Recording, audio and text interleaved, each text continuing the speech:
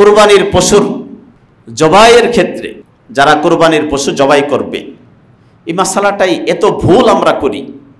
মাদ্রাসায় চামড়া দিই বলে যারা কুরবানির পশু জবাই করে তাদেরকে জবাইয়ের হাদিয়াটা আমরা দেই না।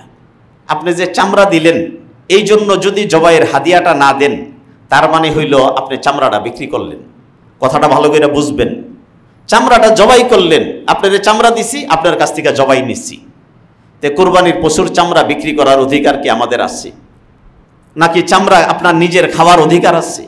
এত বলি, তারপরও জিজ্ঞেস করি যারা গরু জবাই করে, কেউ এই জবাই যারা করে তাদেরকে হাদিয়া দেয় না। প্রতি ঈদের দিনও বইলা দিই। এরপরে আমি মসজিদের যারা জবাই করে এদের কাছ থেকেও খবর নেই। আমাদের ছাত্র এবং পরিচিত যারা আছে, তখন তো এটা বোঝা যায় যে এরা ছাত্র মানুষ, ঈদের দিন কষ্ট করে আপনার কুরবানির পশুটা জবাই করে দিল। আপনি মনে করলেন চামড়া দেওয়ার কারণে আপনি জবাইটা ফ্রি পেয়ে যাবেন। চামড়ার সাথে তো জবাইয়ের কোনো সম্পর্ক নাই। জবাই একটা ভিন্ন জিনিস, চামড়া একটা ভিন্ন জিনিস।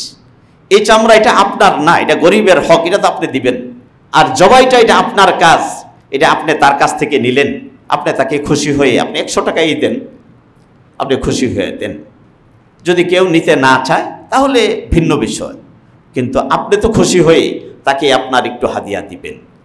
এটুক কাজ এটা আমাদের করা উচিত। এতে যদি আপনার দেখা যায় যিনি জবাই করলেন তার মনে একটু কষ্ট রয়ে গেল, তাহলে আপনার কুরবানিটা একটু ক্ষতিগ্রস্ত হবে।